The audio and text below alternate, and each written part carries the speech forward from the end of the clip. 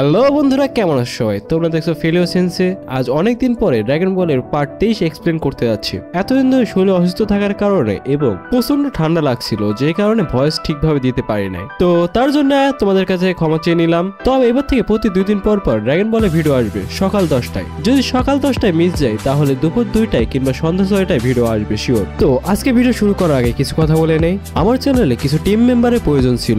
আমার script writer এবং audio editor লাগবে। তোমরা যারা এই বিষয়টা পারো বা শিখতে চাও তাহলে আমার সাথে যোগাযোগ করতে পারো। তবে অবশ্যই তোমাদেরকে ইংলিশ এবং হিন্দি জানা লাগবে। আমি কমেন্টে আমার হোয়াটসঅ্যাপ নাম্বার দিয়ে দিব, যারা ইচ্ছুক আছে তারা যোগাযোগ করতে পারো।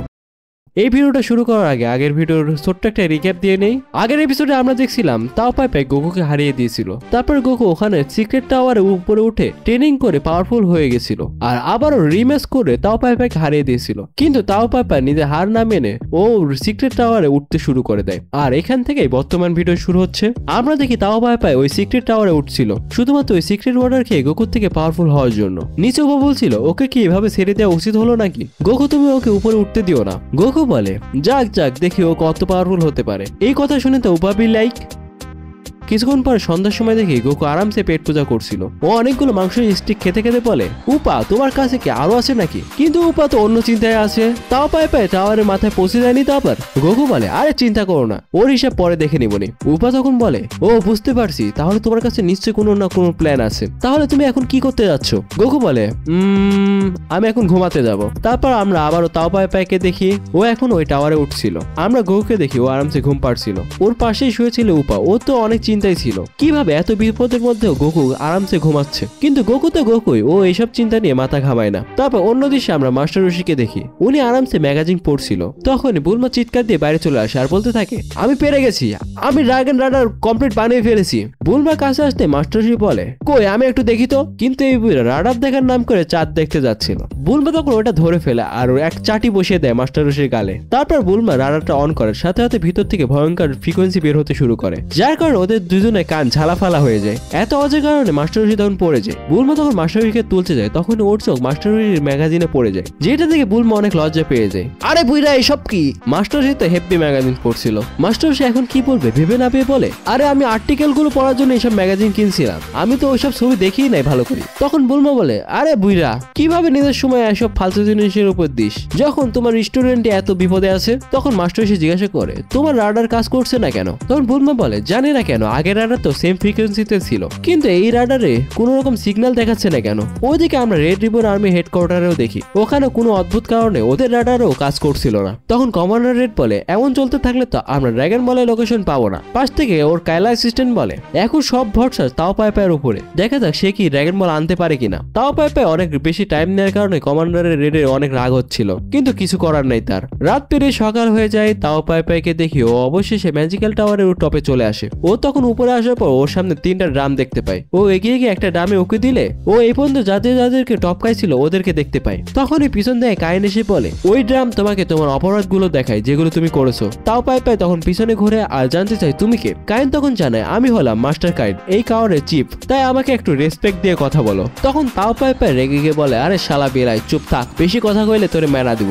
এই বলে কাইনকে মারতেই যাবে, তখনই কাইন বলে ওঠে সিক্রেট ওয়াটার আমাকে ছাড়া কোনো কাজেরই না, যেই কারণে তাও পাইপাই বাধ্য হয়ে কাইনকে ছেড়ে দেয়। তখন তাও পাইপাই তাড়াতাড়ি ওই সিক্রেট ওয়াটারটা দিতে বলে। কাইন বলে তুমি ওখানে নীল ডাউন হয়ে পিছন ঘরে বসে থাকো। এইটা শুনে তাও পাইপাই রেগে যায় আর বলে তুমি আমাকে কোনো অর্ডার দিতে পারবে না। তখন কাইন বলে এই সিক্রেট ওয়াটার বের করার সময় কেউ আমাকে দেখতে পারবে না, এটাই এখানকার রুলস। তখন তাও পাইপাই বাধ্য হয়ে নীল ডাউন হয়ে পিছন ঘরে বসে পড়ে। আমরা কাইনকে দেখে ও মুচকি হাসতে থাকে আর ওখানে পাশে একটা ড্রামের কাছে গিয়ে 1 গ্লাসে পানি নিয়ে নেয় আর ওটাতে নিজের থুতু ইচ্ছা রকম ভাবে মিশিয়ে দেয়, মানে খাবো খা আমার থুতু খা। তাও পাইপাই তখন ওই পানি খেতে গিয়ে থেমে যায়। কাইন বলে কি হলো? তাও পাইপাই বলে আগে আমার বর্তমান পাওয়ার চেক করে নেই। এই বলে ও ডোরন রে, মানে ওর সবচেয়ে পাওয়ারফুল টেকনিক ওখানে থাকা একটা পিলারের উপরে ইউজ করে, কিন্তু পিলারটাতে একটা স্ক্র্যাচও পড়ে না। পাশ থেকে কাইন বলে ওঠে এইটা সিক্রেট স্টোন দিয়ে বানানো, তাই ওরতে অত সহজে কিছুই হবে না। তাও পাইপাই তখন জিজ্ঞাসা করে আমি যদি সিক্রেট ওয়াটার খাওয়ার পরে এত পাওয়ারফুল হবো কি যে এই পিলারকে ভাঙতে পারবো? তখন কাইন বলে এটা সম্পূর্ণ তোমার উপরে নির্ভর করছে। ও আবারও যখন কাইনের থুতু মিশনে পানি খেতেই যাবে তখনই পাশ থেকে শব্দের কারণে ওর মনোযোগ সরে যায় আর ও ওই ড্রামে গিয়ে দেখতে পাই তাও পাই পাই বলে এই হারামজাদা ওখানে বসে আছে। ও তখনই আমরা দেখি উপাকে ও চিন্তায় ছিল। তাও পাই পাই নিচে ওই টাওয়ারের টপে উঠে গেছে আর ওই সিক্রেট পানি খেয়ে অনেক পাওয়ারফুল হয়ে আসবে। এবার কি গোকু আসলে ওকে হারাতে পারবে? তাও পাই পাই কাইটকে বলে ও একদম ঠিক জায়গাতে দাঁড়িয়ে আছে, এখন যদি এই পানি খাওয়ার পরে যদি আমি পাওয়ারফুল না হই তাহলে এই গ্লাস ওর মাথাতেই ফেলবো আমি। তখনই কাইট বলে ওঠে ভায়োলেন্স করার দরকার নেই, এই পানি কাজ করবে। তাও পাই পাই বলে ওইটা সম্ভব না, আমি বিচার করব। এই বলে ও ওই পানিটা খেয়ে ফেলে। তো কায়নের থুতু মিশানো পানি খেয়ে ফেললো। খাওয়ার সাথে সাথে ওই গ্লাসটা ওখানে আসার মেরে ভেঙে ফেলে আর বলে চলো এইবার পাওয়ার টেস্ট করা যাক। এই বলে ও আবার ও ডোরনরে অ্যাটাক ওই পিলারের উপরে করে দেয়, কিন্তু এবার সামান্য পরিমাণে স্ক্র্যাচ আসে, যেটা থেকে ও বলে ওঠে তুমি আমাকে চিট করছো। তখন ও পুরো পানির ড্রামটাই উঠিয়ে নেয়। কারেন তখন মনে মনে বলে এই সিক্রেট ওয়াটারের তো আসলে কোনো পাওয়ার নেই, গোকু তো এখানে ট্রেনিং করে পাওয়ারফুল হয়েছে। তাও পাই পাই তখন বলে তুমি আমার সময় নষ্ট করছো। তাও পাই পাই কারেনের ধোকা টের পেয়ে যাচ্ছে দেখে কারেন তখন চুপ করে ওই পিলারটা ওখানে ভেঙে ফেলে আর বলে দেখো দেখো ওই পিলারটা ভেঙে পড়ছে। এইটা দেখে তাও পাই পাই অনেক খুশি হয়ে যায় আর বলে আমি এখন ইনভিনসিবল হয়ে গেছি। কারেন তখন মনে মনে ভাবছিল অবশেষে আমি ওকে বোকা বানাতে পারছি, ইনভিনসিবল কিনা ও যখন গোকুর সাথে ফাইট করবে তখনই বুঝতে পারবে। তাও পাই পাই চলে যাচ্ছিল ওখান থেকে, তখনই কারেন ওকে থামায় আর বলে দাঁড়াও আমি তোমার যাওয়ার ব্যবস্থা করে দিচ্ছি। এই বলে ও কিছু একটা ডাক দেয়, তখনই আমরা দেখি ওখানে ব্ল্যাক ফ্লাইং নিম্বাস চলে আসে। গোকুর ফ্লাইং নিম্বাসে যারা পিওর হার্টেড তারাই বসতে পারে, কিন্তু এই ব্ল্যাক ফ্লাইং নিম্বাসে যে কেউই বসতে পারে, শুধুমাত্র এটা কারেনের অর্ডার দিয়ে চলে। তাও পাই পাই তখন ওটাতে উঠে পড়ে। তারপর আমরা দেখি যে কামে হাউজে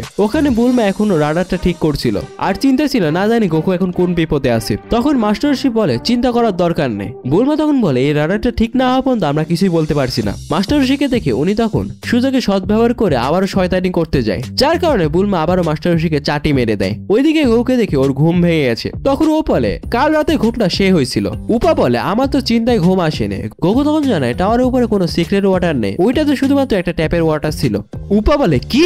গোকু বলে ওইটাতে কোনো স্পেশাল জিনিস নাই। তারপর আমরা দেখি তাও পাই পাইকে ও ব্ল্যাক ফ্লাইং নিম্বাসে করে অনেক স্পিডে নিচে নামছিল আর চিন্তা করছিল এই হালা বিলাইকে আমি বলদ বানাই দিছি আর পাওয়ারও পেয়ে গেছি, কিন্তু কারেন্ট বিলাই যে কি জিনিস সেটাও এখন হারে হারে টের পাবে। উপরে থেকে কারেন্ট হাসছিল, তখন ও কিছু একটা করে আর এদিকে আমরা দেখি যে তাও পাই পাই ওই ফ্লাইং নিম্বাস থেকে পড়ে যায় আর ও সোজা এসে গোকু আর উপার সামনে মুখ থুবড়ে পড়ে। ও উঠে বসে কারেন্টকে অনেক গালাগালি পারতে শুরু করে, এই হালা বিলাই গোকুকে একবার হারাইনি তারপরে তোর হিসাবটা দেখতেছি। গোকু তখন বলছিল তুমি খুব তাড়াতাড়ি চলে আসছো। তাও পাই পাই বলে হ্যাঁ অবশ্যই। গোকু তখন বলে তুমি অনেক ক্লান্ত হয়ে গেছো নিচে নামার জন্য, তুমি এক কাজ করো রেস্ট নিয়ে নাও। তারপর আমরা ফাইট করছি। নিজের এমন বেইজ্জতি হচ্ছে দেখে তাও পাই পাই অনেক রেগে যায় আর ফাইটিং পজিশনে চলে আসে। ও বলে রেডি হয়ে যাও, এখন আমি তোমাকে শেষ করে দিব। গোকু তখন এক্সাইটেড হয়ে গেছিল, ও তখন ফাইটিং পজিশনে চলে আসে। পাশ থেকে উপা বলে গোকু তুমি নিজের খেয়াল রাখো। গোকু বলে চিন্তা করো না, আমার কিছুই হবে না, আর অবশ্যই আমি তোমার বাবাকে ফিরে আনবো। ওদের মধ্যে ফাইট শুরু হয়ে যায়। তাও পাই পাই গোকুর উপরে অ্যাটাক করতে চলে যায়।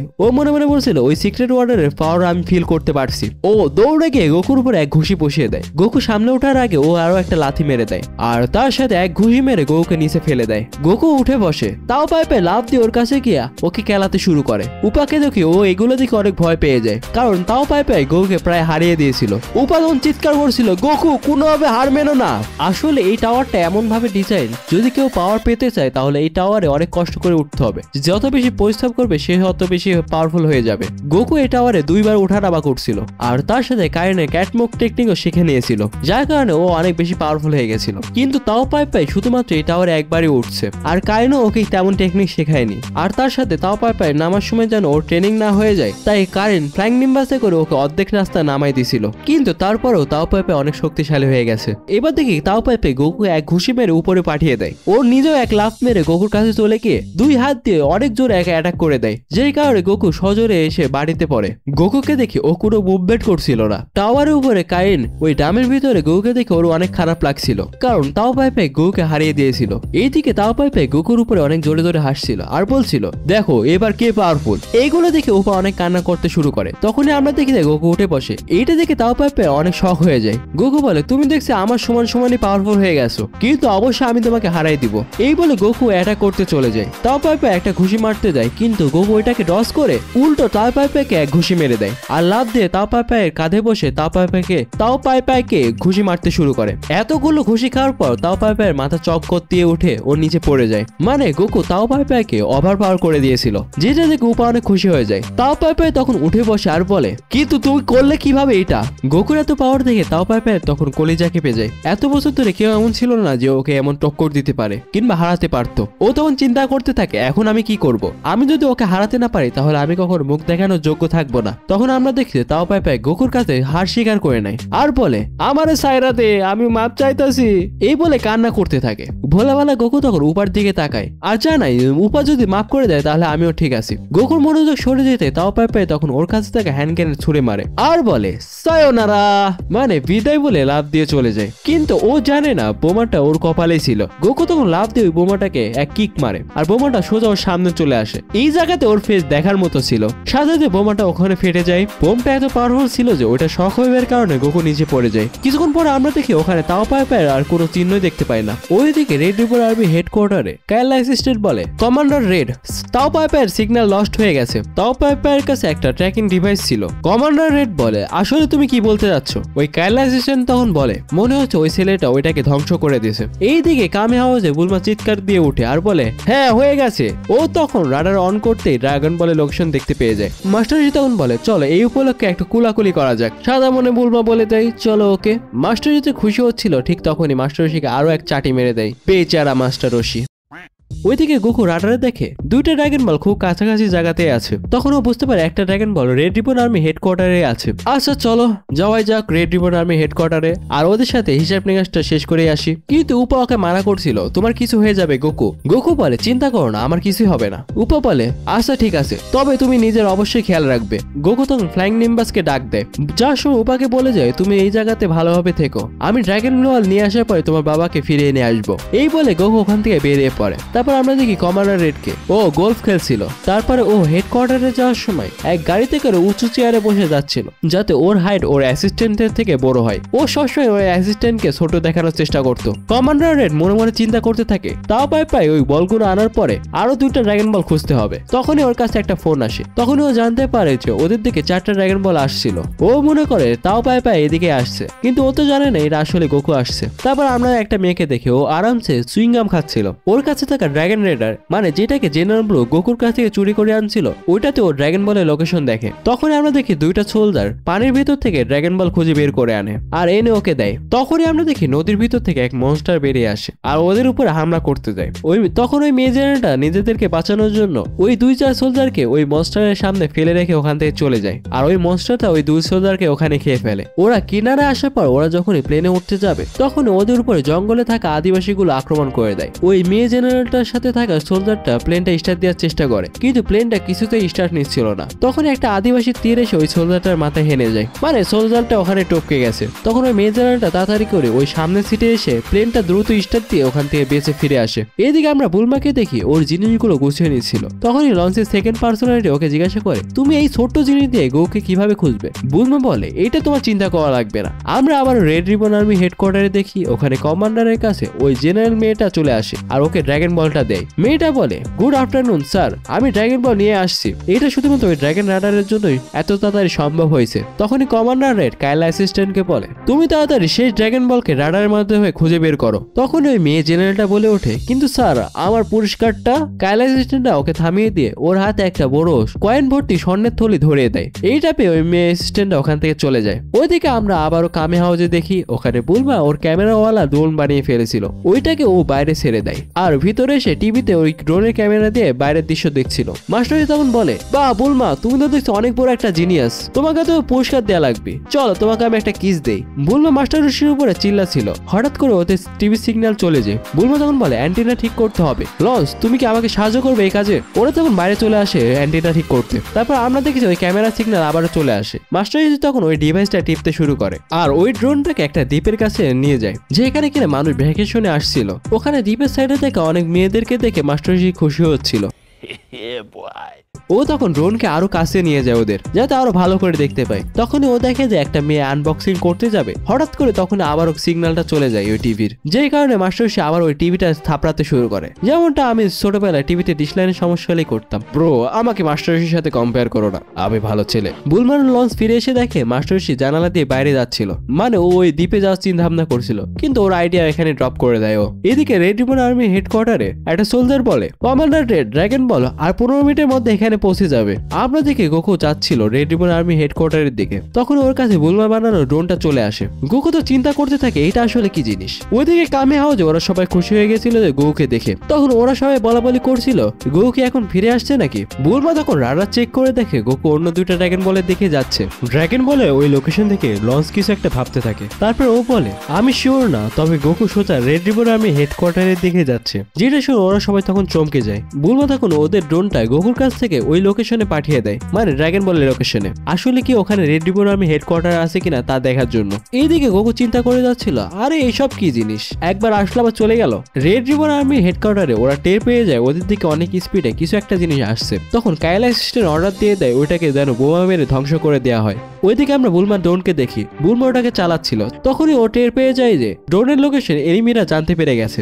আমরা দেখি যে মাঠের ভিতরে বাংকার থেকে অনেকগুলো মিসাইল ছোড়া হয়। ওই মিসাইলগুলো ড্রোনের পিছু করছিল, একটার পর একটা মিসাইল ড্রোনকে হিট করার চেষ্টা করছিল। ড্রোনও ওই মিসাইলগুলো থেকে বাঁচার জন্য অনেক স্পিড বাড়িয়ে দেয়। মিসাইলগুলো কোনোভাবে ড্রোনকে ধরতে পারছিল না। এটা দেখে তো রেড রিবন আর্মির লোকেরা অবাক হয়ে যায়। কোন ড্রোন এত স্পিডে কিভাবে চলতে পারে, এরকম টেকনোলজি তো ওদের কাছেও নেই। ড্রোনটা ওই মিসাইলগুলোকে ডজ করে রেড রিবন আর্মি হেডকোয়ার্টারে পৌঁছে যায়। আর বুলমা ক্যামেরায় দেখতে পাই রেড রিবন আর্মি হেডকোয়ার্টার। হঠাৎ করে তখন একটা মিসাইল এসে ড্রোনে হিট করে, যার কারণে ওই ড্রোনটা ওখানে ধ্বংস হয়ে যায়। এইদিকে কামে হাওজে বুলমা সবাইকে বলে গোকু কোনোভাবে ওদেরকে হারাতে পারবে না একলা। লঞ্চ বলে আমার দিকে দেখা বাদ দাও তো। মাস্টারজি তখন কিছু একটা চিন্তা করতে থাকে। তখন বুলমা বলে এখন যদি আমরা ইয়ামসের সাথে যোগাযোগ করতে পারতাম। টার্টলতে বলে কিন্তু এখানে তো কোনো কমিউনিকেশন ডিভাইস নেই। বুলমা রেগে যায় আর বলে তোমরা কেমন মানুষ যে একটা কমিউনিকেশন ডিভাইস রাখো না। তখন ওই টার্টলটা বলে তুমি ড্রাগন রাইডার বানাতে পারো, তাহলে একটা ফোনও বানিয়ে নিতে পারবে। এটা শুনে বুলমার মাথায় আইডিয়া চলে আসে। ও দ্রুত কমিউনিকেশন ডিভাইস বানাতে শুরু করে দেয়। একবার চিন্তা করো বুলমা কতটা জিনিয়াস। কিছুক্ষণ পরে আমরা দেখি যে বুলমা একটা কমিউনিকেশন ডিভাইস বানিয়ে ফেলে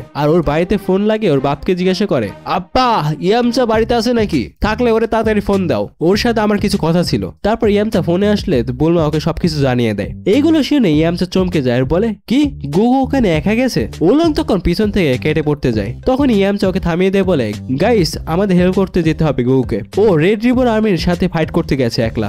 রেড রিবন আর্মির কথা শুনে উলং এর তো কলিজায় কেঁপে যায়। এইদিকে গুগুকে দেখি ও রেড রিবন আর্মির হেডকোয়ার্টারে খুব কাছাকাছি চলে আসছিল। ভিতরে রেড রিবন আর্মির সোলজার বলে কমান্ডার ড্রাগন বলে এখানে আসতে আর 3 মিনিট 40 সেকেন্ড লাগবে। এইটা শুনে কমান্ডার রেড অনেক খুশি হয়ে যায়। ওইদিকে কামে হাওজে বুলমা ইয়ামচা মাস্টারশি ক্রিলিয়ান লঞ্চ উলং পুরো বাহিনী বেড়ে পড়ছিল গুগুকে হেল্প করার জন্য।